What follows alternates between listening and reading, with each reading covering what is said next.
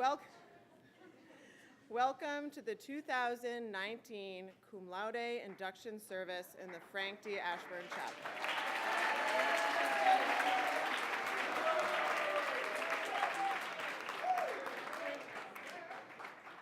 The Cum Laude Society was founded in 1906 to recognize academic excellence in the secondary school student population. This ceremony and the reception that follows are demonstrations of our enthusiastic commitment to honor scholastic achievement at Brooks School. To our guests, thank you for celebrating with us. We'll begin by singing hymn 717, My Country 'Tis of Thee. Please rise.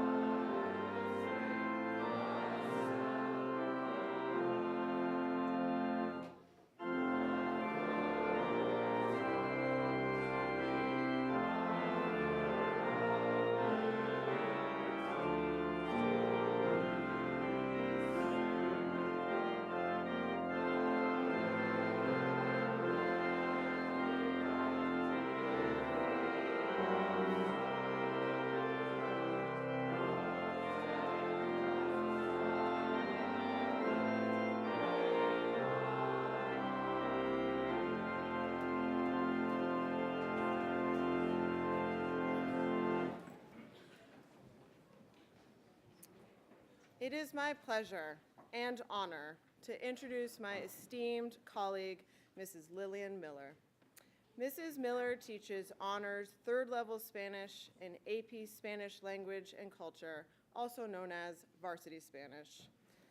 Since her arrival to Brooks in 2006, she has contributed meaningfully to our community as our school year abroad coordinator, faculty advisor to Alianza Latina, and co-chair of Diversity Leadership Council. She has promoted our culture of giving back through her involvement in the community service program, co-teaching of the philanthropy winter term, and facilitation of student tutoring at Bellassini Academy, where she serves on the board. Many Brooksians have looked up to Mrs. Miller, among them her own children, Alessandra, class of 2014, Paul, class of 2017, and Isabella, class of 2020. Mrs. Miller sees teaching as an extension of motherhood and loves the connection with her students. To all that know her, Mrs. Miller is authentic, a woman of conviction and passion. She is thoughtful and open-minded, but assured in her beliefs, and her enthusiasm is contagious and inspiring. Like you, I am excited to learn more about her journey to becoming the educator she is today. Please join me in welcoming Mrs. Lillian Miller as our 2019 Cum Laude Society speaker.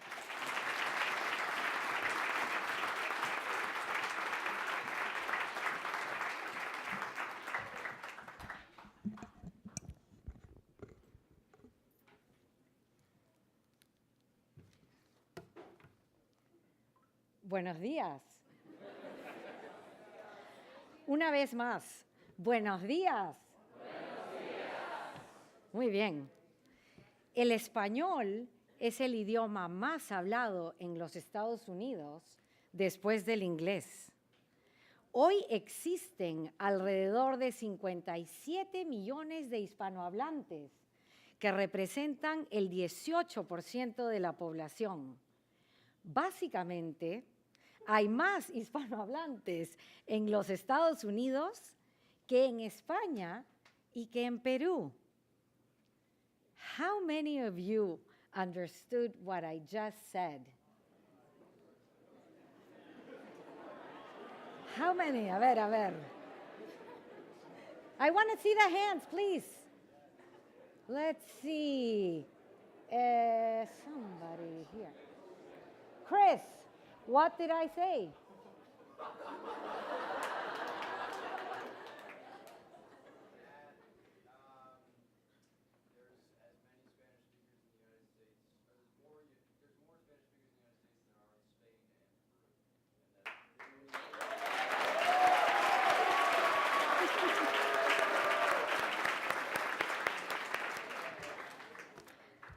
So, what I said was that Spanish is the language most spoken in the United States after English. Today, we have 57 million Spanish speakers, which represent 18% of the population. Basically, there are more Spanish speakers in the United States than in Spain or Peru. If you have been my student, chances are you have heard me saying something similar to this on your first day of class. I also might have asked you, why did you sign up to learn Spanish? Your answers varied from, my parents wanted me to, I already took it in middle school, so I'm familiar with it, or I had to take a language. I ask this question every year because I want you to understand what's in it for you. Today, I will talk to you about why I think it will open your horizons and expose you to different cultures. Why I believe a second language will increase your opportunities to get a job in the future. And how the study of language will give you a chance to learn more about yourself. I began to learn English in Peru when I was in kindergarten until I was a senior in high school. So I know what it takes to learn a language. It is definitely not easy, but it completely changed my life. And I think it could also change yours. So here's how my journey in bilingualism started. An old lady fell off her bed in a hospital in Cincinnati, Ohio. Nurse Charlie, my mom, immediately came to the rescue and called the resident doctor on duty, Luis, my dad. They met, fell in love, got married, and I was born in Cincinnati, Ohio. Once my dad finished his residency program, we moved to Peru for the next 20 years, where my 3 sisters were born. Life was great. I loved living in Peru. I went to Villa Maria Academy, an American girls' school in Lima, which I attended from kindergarten until I was a senior in high school. I loved my school, my friends, my big Peruvian family. However, there was one difficult thing for me. My sisters and I were the only girls in the school that had an American mother. At that age, I wanted to be like my friends. Why couldn't my mom be Peruvian like all the other moms? She spoke to me in English everywhere we went, no matter how many times I begged her to please speak to me in Spanish. She loved the United States with all her heart and missed it terribly. So she was going to try with everything she could to pass those sentiments to her daughters, and she was adamant that we would learn English. I remember asking her one day how she had married a man from a different country. I told her that I could never do that. I had it very clear. I was going to marry a Peruvian and live with my husband and kids in Peru for the rest of my life. How she kept her calm during the remarks of a fresh teenager, I don't know. But I remember her responding to me, "You never know, Lil. This could happen to you," which I completely dismissed and thought it made no sense. Boy, was I naive. Fast forward 30 years. I remember this particular day when I was picking up my 3 kids from school. Alessandra was in 7th grade, Paul was in 4th grade, and Isabella was in 1st grade. Paul burst into tears in the car. He said that his friends had told him that I had an accent, and that was not true. You don't have an accent, Mom. Alessandra said her friends had also told her that before, but she didn't care. She thought they were wrong. Isabella was so confused. She said, "What? Mom has an accent?" She hadn't even noticed it. I had to explain to them that, of course, I have an accent and I love it. Because when people hear it, they ask me where I'm from, and I tell them that I'm from Peru, and I'm so proud of it. I totally understood what they felt. I had experienced those same feelings myself. In essence, I had become my mom in reverse. I always spoke to them in Spanish, and as they got older, they also asked me to speak to them in English. But like my mom, I didn't listen. I took them to Peru as many times as I could because I wanted them to see my world, know their Peruvian family, and speak the language well. For the first time, I understood how my mother felt. It was more important to her that I learn a second language than my insecurity of wanting to fit in. And without even noticing, I was following in her footsteps.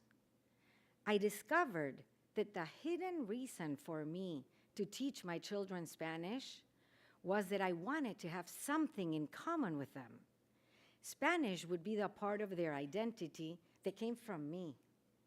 I'm sure my mom felt the same way. It always amazes me to see your accomplishments in Spanish, which is why I recommend that you continue to study the language in college and seriously consider the possibility of getting a major or a minor. I also explained to you that the advantage of having a major or a minor in Spanish is that you can actually put it in your resume and increase your job opportunities.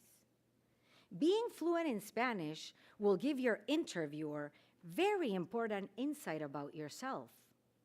It shows that you are a global citizen that realizes the importance of communicating with more people in whichever career path you choose to follow. As Nelson Mandela said, and I quote, "If you talk to a man in a language he understands, that goes to his head. If you talk to him in his language, that goes to his heart." The need for Spanish speakers is growing in this country in different sectors, such as financial, healthcare, legal, and education, among others. If you were competing for a position with people with similar backgrounds and education, I think that your resume showing your bilingualism would stand out. When I was in my first year of college at University of Lima, the Shining Path, a terrorist group in Peru and the biggest in South America, was gaining more territory and were beginning to do more terrorist attacks in Lima, where I lived. For our safety, my parents decided to move back to the United States. We arrived in Sarasota, Florida in January of 1987. I was 20 years old and I did not know a soul. I remember feeling so lonely. Every time the phone rang, I knew it could not be for me because nobody knew me. But I knew the English language and I had a plan. I was going to transfer from University of Lima to Boston University, and I was going to work and save money because my parents were beginning a new life and had 4 daughters that needed to continue their education. And that was the only thing that mattered. Before I started college, I was fortunate to get a job as a waitress at one of the best restaurants in Sarasota. Being bilingual helped me a lot because I was able to speak in Spanish to the employees who worked in the kitchen and in English to all the customers. I worked hard that year and got accepted into Boston University School of Management. During my years in college, my English got better, and I was able to get summer internships at Cambridge Trust and at Smith Barney, which eventually led me to a job opportunity at Southeast Bank in Miami. The fact that I knew Spanish was the key reason I got the job, because Spanish is the main language in Miami. Afterwards, I moved back to Boston and worked for Putnam Investments in the dealer marketing area. I was an inside wholesaler, and my territories were California, Texas, and Arizona. There was beginning to be a need for Spanish speakers because the financial consultants in those states had Spanish-speaking clients. I also serviced the 401k plan department by giving presentations in Spanish to employees that did not speak English regarding the different mutual funds that were offered in their plan. At that time, little did I know that 10 years later, my bilingualism was going to lead me into a different career path, one in which I would discover my true passion, teaching. I never imagined that I would ever be a teacher. And as I think more about this, I actually think that teaching found me. One summer morning in 2005, I received a phone call from a woman who said that she had heard that I was Peruvian and spoke Spanish. She wanted to know if I would be interested in teaching Spanish at Meritor Academy. She invited me to come to her office to talk more about it, and after our conversation, I accepted the position to teach Spanish to 2- and 3-year-old toddlers for 10 hours a week. I told my friends about my new job, and they immediately asked me to also teach their children who were in elementary school, and some are here. The plan was that they would come to my house after school for an hour. I started with a class of 5 students, which grew into 4 classes of 5 students in each. Since I really enjoyed my first year of teaching Spanish, I thought that maybe a career in education would be my next step. So I decided to get a master's in education. During the summer of 2006, I called the Graduate School of Education at Merrimack College to ask about a master's in education with a concentration in Latin American studies. The lady explained that they had a master's in education, but not the concentration in Latin American studies. So I thanked her for her time, and right before we hung up, she quickly said, "You have an accent. Where are you from?" I told her that I was from Peru, and she said that they were looking for a Spanish teacher at Merrimack College, okay, where I was applying to get a master's. I told her that I was from Peru, and she asked me to send her my resume, and she asked if I could please email her my resume, which I did. And she invited me to interview for the position. After the interview, she offered me the job of adjunct professor of Spanish. I could not believe what was happening to me. But I was ready for the ride and eager to see where this would take me. To top it off, that same summer, I also received a phone call from Mr. Packard. He had heard about me from a member of the faculty at Brooks and offered me a part-time position to teach a Spanish 1 class here at Brooks. In the meantime, I had also been accepted to Boston College to pursue a master's in education with a concentration in Latin American studies. At this point, I was certain I had to follow this path. Fortunately, Mr. Packard offered me 2 classes in 2007 and a full-time position in 2008. And the rest is history. Bilingualism has shaped my life. I have wondered what would have happened to me if I didn't know English when I arrived to the United States. Would I have been able to go to college and later work in business? The same for Spanish. The need for Spanish speakers in the United States led me to a career in teaching, and I discovered my passion. To all of you, learn another language and broaden your horizons, because the knowledge of another language will enrich your life. And who knows what you will discover in your bilingualism journey. Thank you.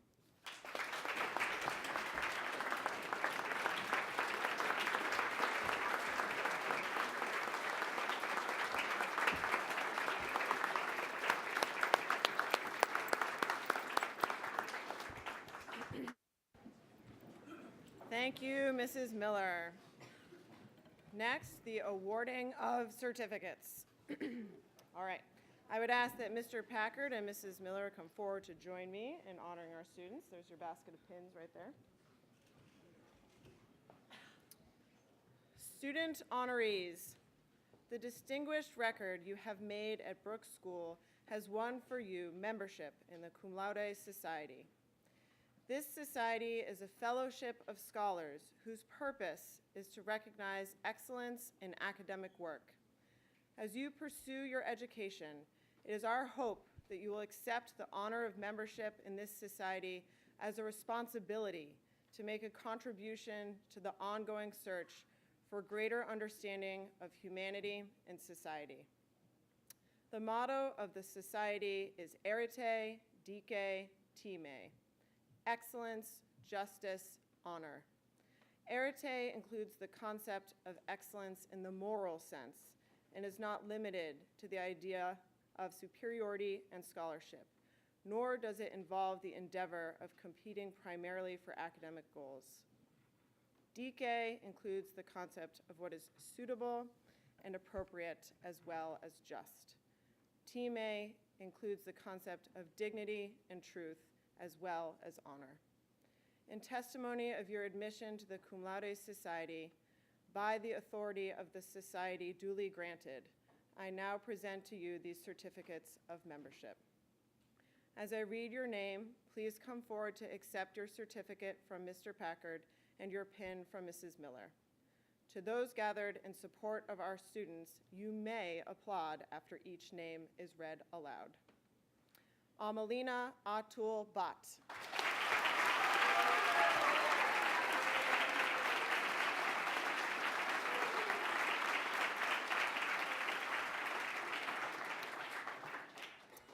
Edward Gonyung Choi.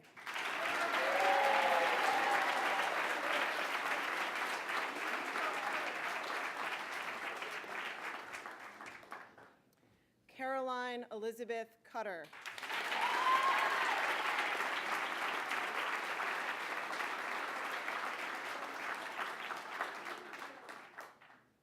J.D. De Leon.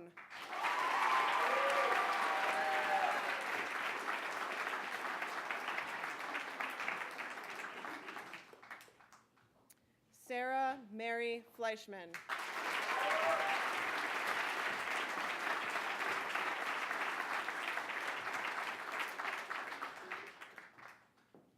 Brian Byung-hun Kang.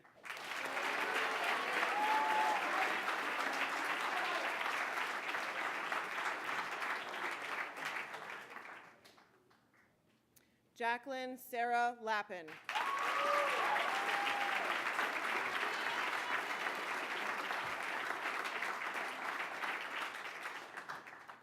Charlotte Jane Marks.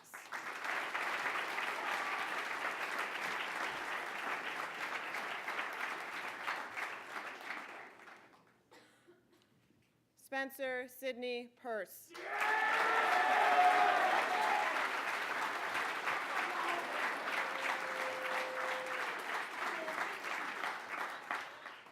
Madeline Marie Shea.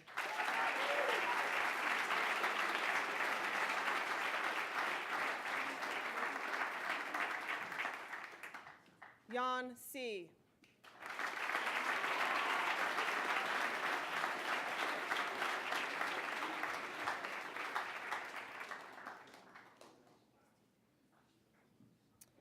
Connor Matthew Silva.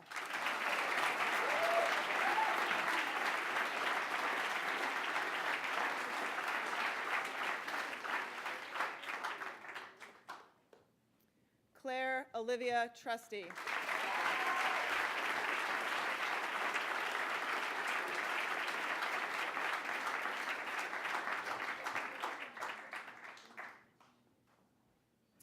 Liriana Valerio.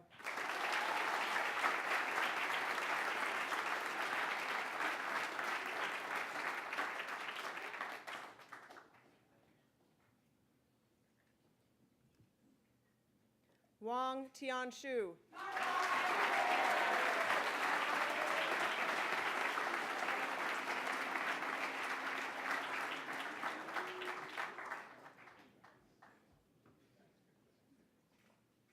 Catherine Elizabeth Warren.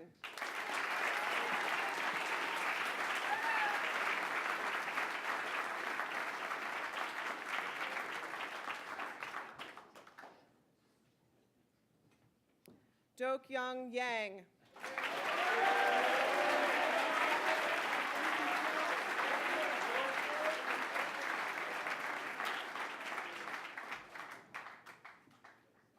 Caroline Schoolfield Yance.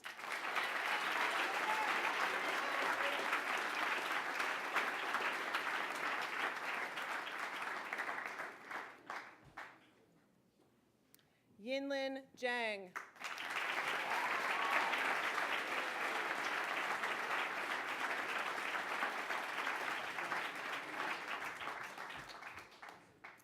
Congratulations to our inductees and to their families. These students' dedication to their studies has not gone unnoticed. All cum laude members, their families, and the faculty are invited to attend a luncheon in their honor immediately following this service in the Lehman Art Gallery. Please note, this has been a change from the original location. You may enter the Lehman from its external entrance behind the library. We will now sing our school hymn, the words to which can be found in your program of service or inside the back cover of your hymnals. Please rise.